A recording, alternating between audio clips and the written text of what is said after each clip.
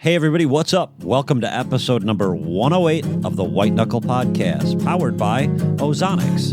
Undetectable, undeniable.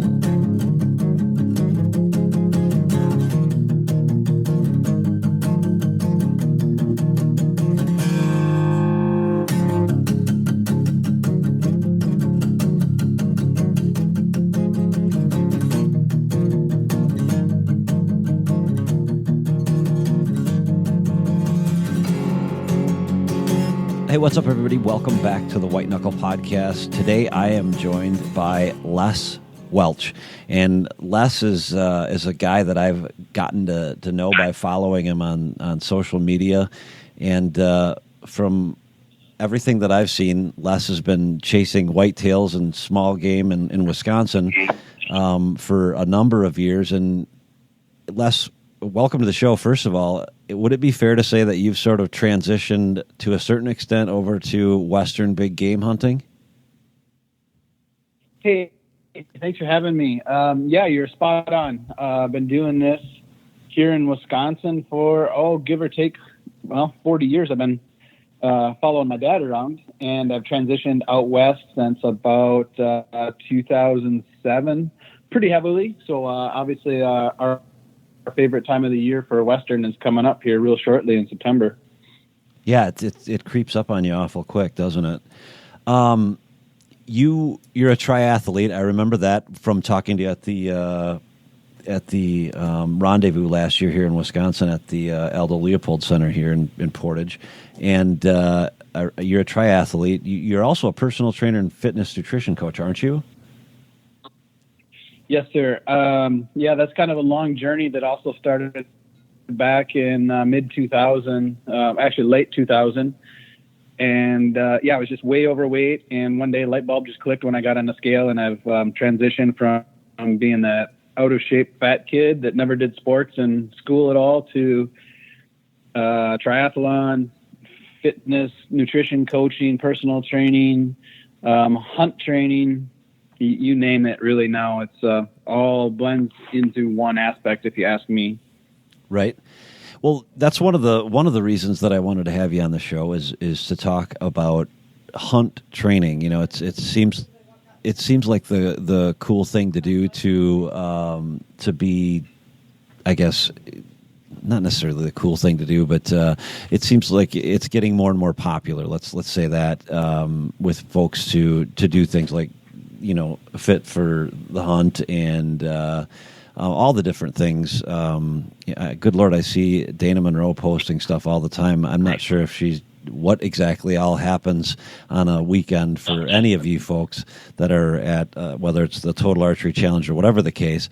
But tell me a little bit about Fit for the Hunt, I guess, and what it is that you do or getting people ready, for hunting season, especially with respect to out west. Yeah, absolutely. And Dana's a rock star. Got to hang out with her again this last 2 weekends ago out in South Dakota at the Total Archery Challenge, and Phil Mendoza with the Alpha Bow Hunting Challenge there, which is kind of integrated with Brian Harton and some of the crew for Fit for the Hunt. It's kind of a neat aspect. Like I said, going back to elementary, high school, college, I didn't do any sports. I just remember the first Saturday in September when I was in 5th grade of football practice. My dad was getting his stuff ready to go bow hunting on opening night, Saturday night. And I said, "Oh, yeah, awesome." He's like, "No, you can't do that. You've got football practice." And that was literally the last day of athletics that I did throughout my school career and 20s and 30s. It was just, I know it's humorous. I look back at it, and it was the right decision at the time. I really, August 26, 2008, I got on the scale, and I was just, I was like, holy cow, where did that? I looked at that number, and I thought I'd always wanted to be skinny, but I guess I never really did because I never did anything about it. And that day it just changed, and everything flipped from there. Started losing the weight and stuff, and got into running and then bicycling, and through some body injuries, I had to take up more cycling and got to learn triathlon. And really became very competitive, more so with myself than anything, because I'm not genetically or, just not that talented, I guess. So I just have learned to push myself and become very competitive that way. And I always wonder what if I'd have done this when I was, 15 to 25 versus starting when I was 35 years old, But a little off track there, but Fit for the Hunt is it's kind of the realm that I've pushed to, and I've just became more associated with that crew, so to speak, over the last couple of years. I've been doing hunt training on my own, living in Wisconsin forever. When you show up at Colorado at 11, 12,000 feet, it's really a kick in the stomach, almost literally. It's hard to catch your breath. Your legs are on fire. Lactic acid builds so much quicker. And so I've worked many different, whatever you would call it, disciplines of, styles of training for out west. And I just kind of found my own that worked, and that really fit well with Brian and Phil and those guys that are doing the Alpha Challenge and the Fit for the Hunt. And so we just kind of collaborated, and I started that division out here in Wisconsin, Minneapolis, southern Wisconsin, wherever, wherever. And it's kind of, I do it online, I do it in person, however. And it's just really, it's not really, for me, it's not about making money. It's just about being ready and helping other people be ready. I guess that I just learned over the years that I really enjoy helping people. I've got a machinist engineering background of over 20 years, and it just wasn't my passion, helping people, whether it's lose weight, whether that's set up a bow, whether that's be successful on their mountain hunt, whatever it is, learning how to eat correctly and lose weight. It's kind of where my passion has lied. So I just found a really good niche with those guys, and just moving that forward with some other stuff right now. Awesome. One question that, many people ask is, how do these folks pay? I've heard it over and over again. How do these folks pay the bills? And, oftentimes I've been in the sales game for 29 years now, or 28, 29, a long time. And now I'm in real estate. But, one of the byproducts of helping people get what they want is essentially helping you get what you want, through helping them get what they want, and the byproduct of that is oftentimes money. For better or worse, we all need to pay the bills. So I completely get where you're coming from there in terms of helping people. So you've been into fitness for a while, keeping yourself mentally and physically strong. How is it that you go about doing that? And I know that we could probably spend a couple of hours, if not a couple of days, talking about that. But how is it that you would best recommend the folks that are listening to get ready for, even if it's just simply hunting in Wisconsin or hunting in Illinois or hunting in Colorado, Montana, whatever the case? What would you recommend? And it's a really good question, and it's kind of funny because when you say if you're just hunting in Wisconsin or Illinois or the Midwest, honestly, I mean, and I hate to stereotype, but kind of the Midwest whitetail hunter, for the most part, who's not going out west, doesn't always understand the fitness and nutrition. They're generally there's if you follow any of the social media stuff, you see so many of the memes and stuff. It's a tree stand hunter. You walk 200 yards to your tree stand and you sit for 4 hours or 12 hours during the rut. Mm-hmm. And you don't necessarily, you've never had that where you have to be in shape. Like, I mean, you don't have to be in shape when you go to the mountains unless you want to die. I mean, jeepers, not physically, but it's so rough. So for me, it was, it wasn't going out west that made me, I don't even know what it was. I can picture the exact time. It was 7:10 a.m., August 26, 2008. Both my feet sitting on that scale, looking down at the red digital readout, and it just clicked. I'm like, holy shit, I'm 33 years old, and I'm not healthy. And so that's what it was for me. There was no, I wasn't looking for a bikini supermodel. I wasn't, going to run a marathon. I wasn't going to climb Mount Everest. Something just clicked. Over the period of the next 2 years, I lost 70 pounds. I've kept that weight off. I've built muscle.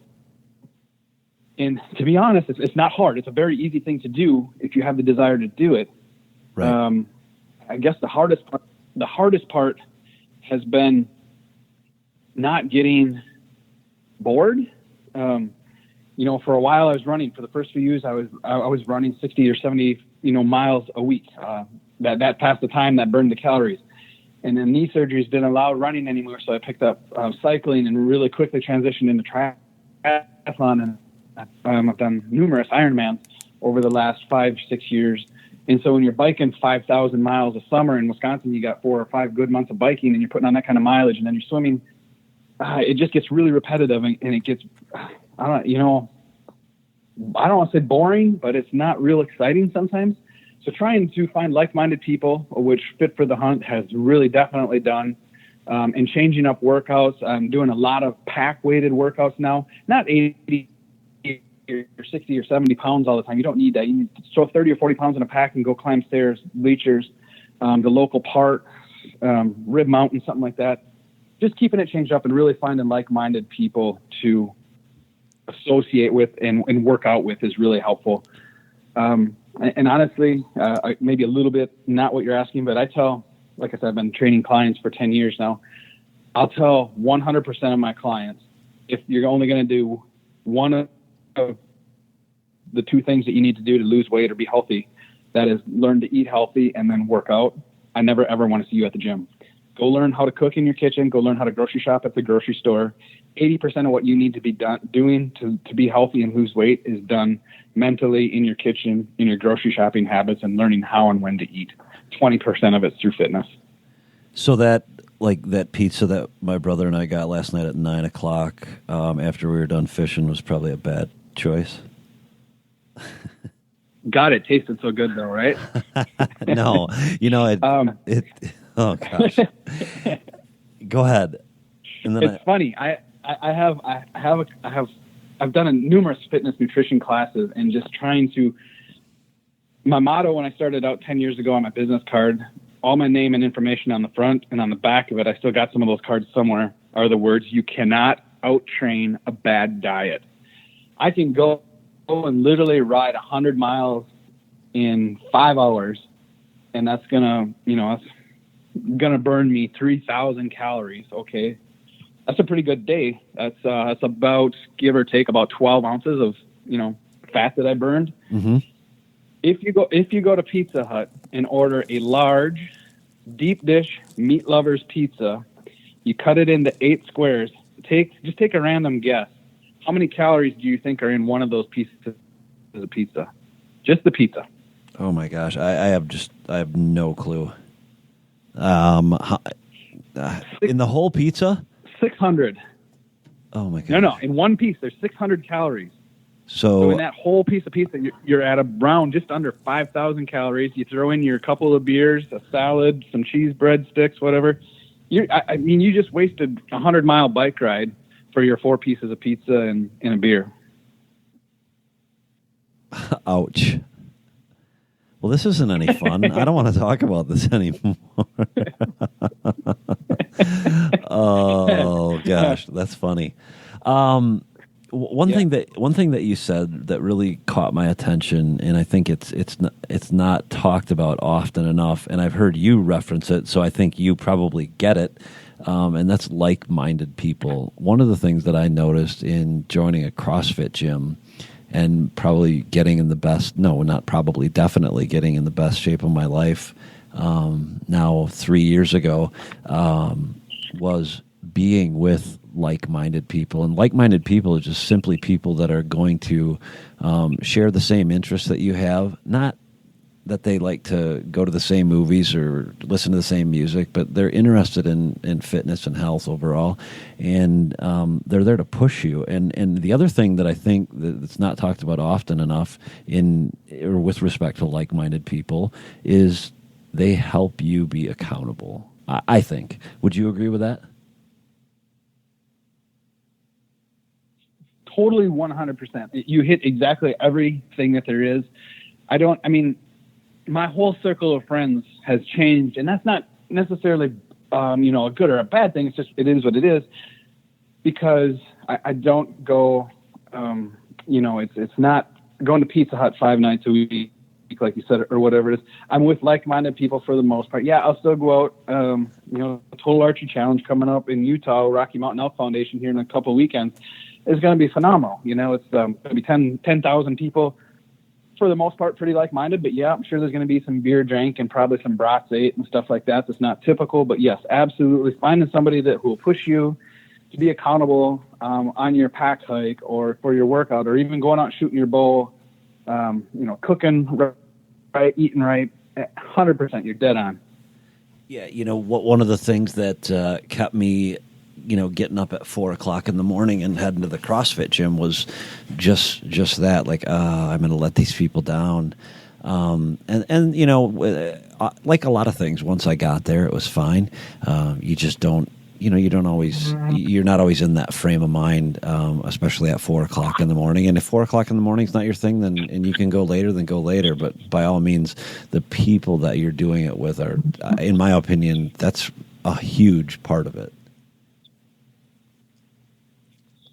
Absolutely, you're 100% right. I can't stress that enough. So let's start. If what you're telling me is food is the most important thing, what really? And I know that, again, this is another topic we could spend a couple days on. But what are some? Let's just do this. Let's just talk about what are some major no-nos.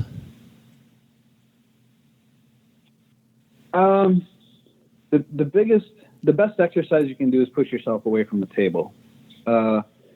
Generally, I know what my problem was. I know what I ate. I love fried foods. I love French fries. I love potatoes in general, but deep fried French fries twice a day, homemade. I would go buy the potato slice and cut them deep fry. It wasn't a meal if I wasn't doing that. And, honestly, people will laugh right now because I don't drink soda much. I would do 5 to 6 cans of Coca-Cola a day. Absolutely loved it. But simple carbs, cut them out. You don't need them. There's a lot of fad diets. There's a lot of different stuff that's going around, Atkins and keto and all that stuff. I don't personally believe in dieting. I believe in a lifestyle. Right. And that lifestyle for me, I say practice 80-20. Honestly, I probably practice more 70-30. Try to keep 70% of my food, my timing clean as I can, and enjoy life a little bit 30% of the time. Maybe have a drink or have, cheese curds. Hey, we're in Wisconsin, something like that. But just trying to keep it clean as much as I can. And that really comes down to healthy fats, lean proteins, and complex carbs. There's 3 different body types. Knowing your body type will help. But really, if you're just starting out, it's a simple equation of calories in versus calories out. It's really that simple, and it just gets more complex the more detailed you want to get into it. So would you be opposed to someone using one of those apps that you can get on your phone that simply counts the carbs or counts the calories that you're eating? I know a guy that used that and lost a ton of weight just by basically inspecting what he expects, and that's to lose weight because he's not putting as much in his body. But if you're not keeping track of what you're putting in your body or lying to yourself, you're not going to go anywhere. But do you think that the apps that are out there are relatively reliable, or is there one that you use that is more efficient than another that you know of? You're 100% right, and it's something that I tell every one of my clients to start with. You can Google it. There's hundreds of them. Sure. It doesn't matter which you use. They all do the same thing, and they're so handy now with smartphones and the QR readers. You can literally scan the package before you eat it, and it automatically inputs it. You put the serving amount in, and it's that simple. But that's the biggest thing is most people say, I'm on a diet, whatever. I'm not eating very much. And I'm like, all right, that's great. Either you need to track it, log it that way, or I don't care. Just physically take a paper and a pencil. And if you take a sip of vodka, if you have 2 bites of cheese curds, if you have a piece of pizza, write it down. And I need you to not change your lifestyle for 2 weeks. Let's see what you're doing. Let's see where it's at. And people go, holy crap, really? That's that much? Most people do not understand that, like a can of Mountain Dew's got 160 calories and 70 grams of of sugar in it, and that's 2 to 3 times your daily allowance as an adult. And they have no idea that they consume liquids, well over half of their what should be allowable calories in a day. Absolutely track it. So, however you do it, pen and paper, fitday.com, any of those apps work great, and it will really open your eyes. Fitday.com. Okay. How do you feel about diet soda? I'm not a chemical engineer. I know the science behind it, that everybody says how horrible it is for you. I do know that there's no calories in it. If I'm going to drink a grapefruit vodka, it's going to be with Sprite Zero versus Sprite. Water is definitely going to be your better option. I get sick of water a lot. Sometimes I'm having some sort of mountain ops throughout the day, 2 to 3 times a day, which is just a supplement. And then my protein mixes. On an average day, I do not have a soda, but on some weekends, if we're out and about, I might have 3 Sprite Zeros with, grapefruit vodka or whatever it might be. I'm kind of by the adage, again, 80-20, 70-30. Mm-hmm. We've all got an expiration date at some point, and I do want to enjoy life a little bit. So I'm not going to be a bodybuilder. If I can get up the mountains and kill my elk and look reasonable doing it, that's what I'm after. Awesome. Yeah, there's nothing more frustrating than getting to where it is that you're going and just being a complete physical wreck. I learned that really quick just hunting southwestern Wisconsin 2 years ago. I think I did just the public hunting in southwest Wisconsin, and I lost 18 pounds in that process. Didn't expect to lose 18 pounds. I just didn't know it would be that much work walking up those hills. And they're nothing like the hills that you're walking up in Colorado. However, I would say some of those vertical ascents are close to some of the ones that you're doing in the mountains, but they're just not as long. It's physically demanding to do some of that stuff, especially if you're going to pack a stand on your back or whatever and walk in. Speaking of throwing things on your back, you mentioned backpacking, and I know it's something that Dana and I covered last year when I did the podcast with her. First, let's just make sure that we're being responsible and telling people the right way to go about doing it. I mean, it's pretty easy to hurt yourself if you're going to load up your backpack with 2 25-pound plates or something silly like that. What's the right way to go about doing it? If you could, just give us a 50,000-foot view of what backpack training is. I honestly think that depends who you talk to, where they're at, and what the situation is. Aaron Snyder is going to put 200 pounds in his Cafaro here and there to test it, and 100 pounds to hike sometimes. Well, he's on another world. And that's nuts. Right. And that's totally, and that's not the norm for Aaron either. Right. I don't know what Dana runs. Personally, for myself, like I said, I've had 4 knee surgeries.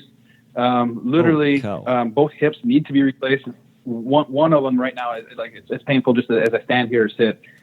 This hip is going to be done in the next few months. But so for me, it makes no sense. I see guys, there's certain things going on where guys are trying to throw 60, 80, or 100 pounds in their pack for this epic, hey, we're going to ball up the mountain for 2.5, 3 hours, 10 miles, whatever it is. That's doing more detriment to your body than it's helping. At no point should you be packing 100 pounds unless you're packing some meat off the mountain and you, for some goshly darn reason, got to get it out in 2 loads or something like that. I like the backpack train with 30 to 50 pounds. It breaks my shoulders in. It lets the hips get used to the weight. It brings the heart rate up quicker. I'm doing stairs. Honestly, I'm going to backpack in anywhere from 4 to 8 miles, tops 8 miles. It's usually in that 3 to 5 or 6 mile range. I'm going to have 75 pounds on my back for that 3 to 5 miles. I'm going to set up my camp, and then I'm going to day hunt out of my camp with 20 pounds on my back. I don't need to train all summer long with dozens or hundreds of miles at 60 or 70 pounds. It's just, I honestly think it's just too detrimental to the body. It's a 35 pound dumbbell, strap it in the center of, whatever pack that you want to run, and go hike, whether it's stairs, whether it's Rib Mountain, whether it's a steep hill you got next to you. I see guys running with weight. I can't imagine what that's doing to your body. If you want to be that guy, I mean, I'm not going to tell you you're an idiot, but it's not for me. You said strap it to the middle. What can you just for clarification purposes, I'm going to assume that you've got that 35-pound barbell in, and those are about a foot long, if give or take. Where exactly are you strapping? Middle of the back, length. Is it perpendicular to the ground, parallel to the ground? I run it perpendicular, so it's in the center of my back. Mm-hmm. So I run multiple different packs. I got a bunch of Kafarus, I got some Initial Ascent, I got some Sitka stuff, some Stone Glacier stuff. Doesn't really matter what pack you're using. You use the pack that's comfortable for you and works for your situation best. But the thing I'll do is I'll always take the pack and I'll cinch up the bottom as much as I can, so that's totally 100% tightened up. I run the sides in as tight as I can, and then I lay the pack down flat on the floor.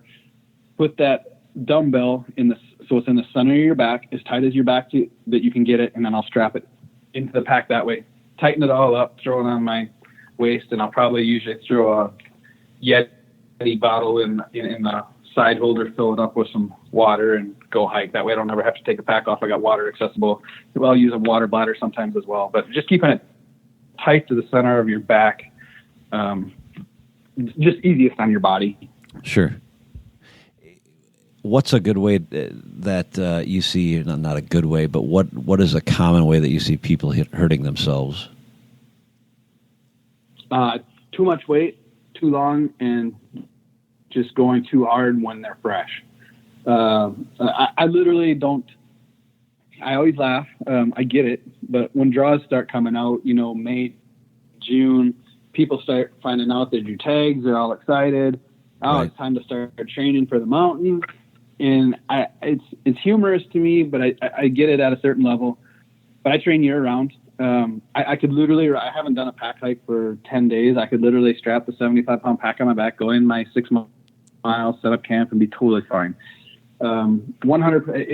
It's a lifestyle. It's not a moment thing. I'm not trying to lose weight for short term. I'm not trying to get in shape for a 2-week hunt. I want to be ready for the lifestyle that I want to live. So it's just, I see people jumping into it gung ho. They're all excited. They put too much weight in their pack, or maybe they're going to start running and they start trying to run 5 miles their first time running, or whatever it is. It's just too much, too fast, and then you end up getting injured, and then you end up getting depressed, and it's a big snowball effect. I really hate the term, but really it's the turtle here, not the rabbit. Right. Well, and that's true. I think it's true about a lot of things in life that we just don't realize, because we all want to get it done fast and just get it over with, but sometimes that's not the right way to do it. I want to switch gears a little bit. We've talked about training, and we really haven't gotten into a specific way to train, or you haven't prescribed anything. And I think the reason that we'll probably stay away from that is because it's different for everyone, is it not? There's no two people who are alike. I don't write through hundreds of clients. I don't write the same workout for different people. There's a lot of workouts. I have a lot of hunt style workouts that can be adapted that I will prescribe to a lot of people, but you have to know everybody's capabilities, their limitations, and that person has to know it with themselves. So yeah, I would never prescribe a workout without knowing somebody, meeting them, just getting through, their story. What's your story? Tell me your story, and then let's figure out a plan. So I really wanted to go a different direction, but you just brought up a question in my head. What's the benefit? Not that you're going to compete with a Gold's Gym, Anytime Fitness, CrossFit Gym. What's the benefit? And I think I know the answer to dealing with somebody like you. Now, when you're going to say somebody like me, I'm going to even make that statement a little even probably different than you intended. I like to help people. I'll back up a little bit. Like we talked about, I've got over 20 years in machining and engineering. And I was very good at that. It didn't make me happy. I left that field a year ago to do what makes me happy. And I honestly make over 50% less income than I did a year ago, but I'm, 500% happier. Mm-hmm. So with me personally, just me personally, not somebody like me, you're getting somebody who wants to help. Now, when you say somebody like me, there's a lot of people like me. Brian Horton is a good friend and a phenomenal guy in Colorado. You go see Brian and you're going to get a very similar workout that you're going to get from me. It's going to be mountain specific. Like, you're going to get your heart rate up. You're going to get in shape for the mountain, but your heart rate's going to be running 160 beats, and you got to pick up your bow, and you got 12 seconds to break a clay pigeon at 37 yards. Can you perform under pressure? If we're going to be very hunt specific, it's going to be something like that. If you just want to get in shape, you're going to get a tailored program, fit for your body style, one of those 3 body types we talked about. What is your end goal? Is it just to lose 50 pounds? Is it to run a sprint triathlon? Is it to become an Ironman? Everything is tailored specifically versus going to a Gold's Gym where you get a canned workout, that the next 10 clients that walk in get the same thing. Right. Hope that answered it. Yeah, it did. It did, and it's kind of what I expected. Now let's go to the place that I wanted to go a bit ago here, and that was how proportionate do you think your physical and mental strength is to the amount of success that you get? Oh boy, that if we're going to pick percentages, I'm going to say much closer to 100 than it is 50 even. Physical will get you a long ways. The mental ability to understand what's going on at any given time, a lot of that comes through trial and error. Mm-hmm. A lot of that comes through research, if you will. I don't quit. I mean, I kind of learned the hard way. It took me a while. Like my dad, as I was younger growing up, even when I was out of shape, I mean, like he'd tell me, you can't do that. Well, I got to the point where I would do it so often. He started doing it because he'd want me to do something, and as soon as he said I couldn't do it, I'd go do it. So I am kind of bullheaded that way. Mm-hmm. But just I don't. I guess I'm not even sure what to say other than there's so much. Let's go this direction. Open up the Colorado, draw statistics on your own time sometime, or success stats, and take a look at the average. I was looking at them last night with a buddy. There's percentages of success that some units are 10 or 12%. Average harvest is 54 days of hunting. Holy cow. What? Man, coming from Wisconsin, you don't have to. Yes, dead serious. Wow. Okay. Yeah. Yep. Yeah. Yeah. And the average success rate is give or take about 17% for an archer. And that's across the board. That's bulls, cows, calves, that's combined. So you take bulls, take that percentage, and you're down into single digits or less for success percent. And you've got guys who have gone out for 5, 7. I know guys literally who've been out for 10 years and they still get excited where, hey, I had tension on my string, and I'm going, holy cow, guys. I mean, I'd take up golf if that was the case. No offense, but just being prepared mentally, physically, it's just a combination of information, physical readiness, mental readiness that all combines. And I'm not saying you have to punch a tag to have a successful hunt. Actually, quite the opposite. I enjoy photography and hunts now just as much as I do hunting. So it's not that at all, but just being prepared for whatever it is and, being able to push yourself to whatever level, physical, mental, however it be. And I think that's probably true across the board about life in general, isn't it? Absolutely, man. Absolutely. There's so many ways out. There's so many spider webs of different directions that any one little, I got up this morning and it's like, okay, I can do this. I got to do this, this, and this today. And I start doing this, and that led me down this rabbit hole. And then it led me to this rabbit hole. And then it's like 12 o'clock. I got to get home. I got to get this done. Yeah, it is. It's just being prepared. I mean, yeah, it just comes down to, it doesn't matter what aspect of it is. Right. Absolutely. I agree. I heard you mention mountain ops earlier, and I loved. I don't remember exactly what it was that I used from mountain ops when I was training for a marathon a year ago Maybe it was 2 years ago. Time flies. But what? How important are those kinds of things to achieving, your goals with respect to fitness and health overall? That mentally for me, I'm not a scientist, so I can't tell you how that stuff. I know how they're supposed to work. I get a lot of the ingredients behind them, so I know what they're supposed to do. I know what the science that's been, I don't want to say portrayed, but given from the different companies. Mountain Up, I use Mountain Up, so I'm just going to say them. I know what Mountain Up says that they do. So for me, it's a no-brainer. Mentally, I'm taking them. I know I'm doing what I'm supposed to, so they should be doing what they're supposed to be doing. And I have seen it. I've seen the effects of them, and I know there's certain things that I wouldn't be able to. I wouldn't be able to complete races without salt, without the addition of salt. Mountain Up doesn't do salt. I use Base Performance for that. But if I was not, racing in Ironman Boulder when it's 97, 98 degrees, you're biking 100 plus miles, and then you're running a marathon, the water that you go through, 27 bottles of water one day, the salt that's going out of your body. I mean, if you're not replacing what you're using, you're going to fail. You're going to break down 5 days into your 13-day mountain hunt if you don't have the right nutrition. And some of that, the easiest way to get is through supplementing, whether it be a protein powder, a meal replacement addition. You're going to be tired. You're going to break down. You're going to just be, I'm sleeping in today. That's the morning that bull was ready to die. It's a possibility. So for me, mentally, I have to do it.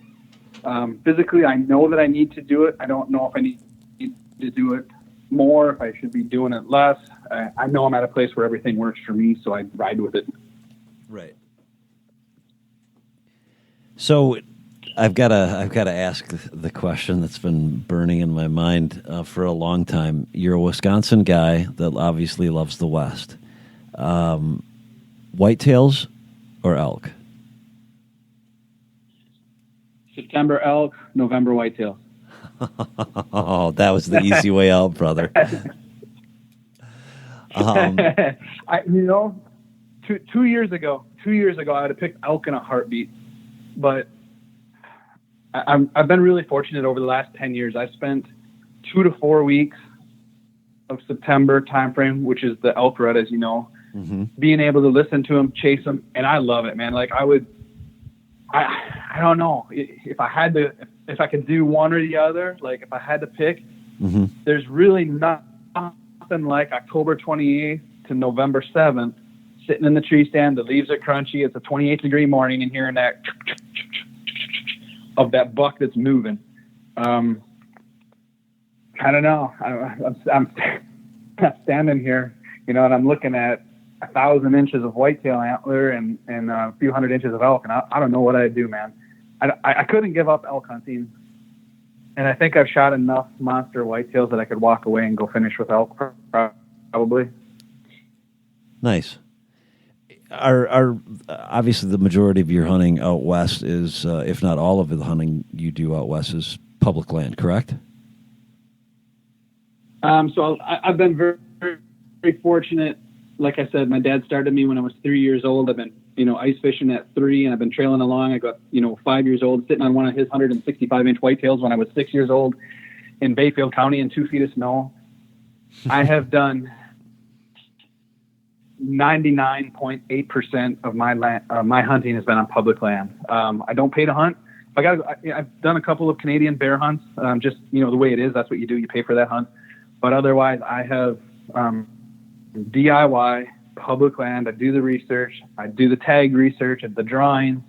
I've been really fortunate to harvest some amazing animals on public land, and I'd have it no other way.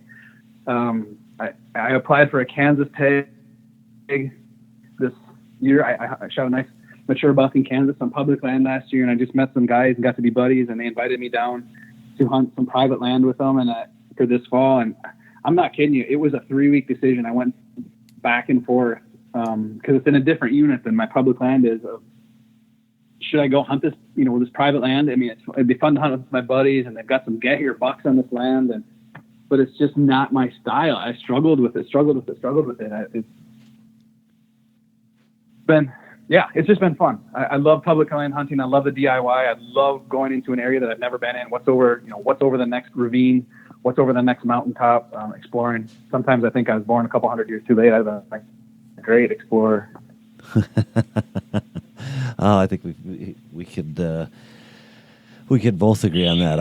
I loved probably the most fun part of doing that whole public land thing that I did a couple of years ago was just that, having the ability to go here, there, and everywhere, and not just stop at a fence line.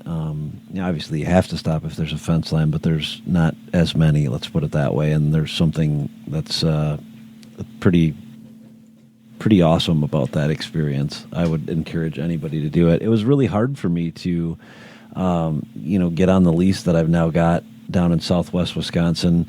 That's, now it depending upon what we're hunting, it can be as much as, 1,200 acres that I've got access to. That's a lot of land. So I don't miss it quite as bad as I thought I did because I still have ADHD on what stand to go to because there's just so many different options. But I do agree with you. It's fun to be mobile. It's fun to see different parts of the country, and whether it's different parts of a state or different parts of a country, it's still fun. Yep. No, you're exactly right.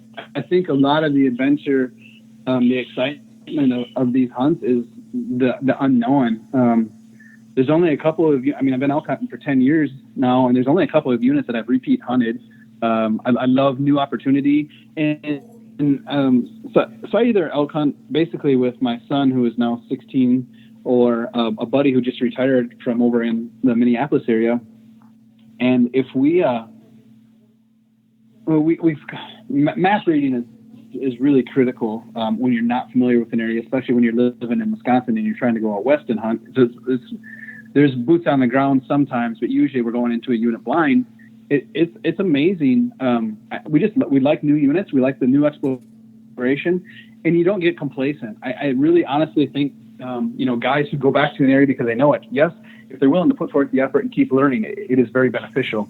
Sure. But also you get complacent and lazy. Hey, I've been to this unit 4 times. I'm going to go here, here, and here, even though here, here, and here might not be as good as, things change. Animals change, movement changes, behaviors change. The land changes, so you have to be, adaptable. And by going into these new units, you're always looking. You don't know what's over. You don't know what's happening. You're trying to figure it all out. So I think there's a benefit there as well. Right. How different is the basics of whitetail hunting versus elk hunting? For a lot of people, I think it's very different. For me, it's very similar. I'm hunting public lands, again, plus 99% of the time. And when I'm hunting whitetails, the advantage I have hunting whitetails is I can scout them a little more here. I can get cameras out. I can do some run and gun scouting, even during season. If I got nothing going on November 3rd in the morning for the first few hours, I'm out of the stand and I've got some ideas in my mind. I'm looking for fresh sign, and that's how I hunt whitetail. I did not go into a season hunting a particular buck because it's public land and I'm hunting big woods. I don't have the ability to go drive around, we'll just say Buffalo County style areas where the deer are very visible. They're in ag feeding. I don't have that. So it's boots on the ground. I'm finding big fresh scrapes and big rubs. A lot of those are perennial areas that I've hunted for 30 years. So I have, I've got those ideas formed in my head, but I'm mobile and I'm finding the fresh sign. When I find the fresh sign, I'm hunting it, and I'm hunting it right now. I would literally, I killed a buck in 2013. It was October 28th when I found it.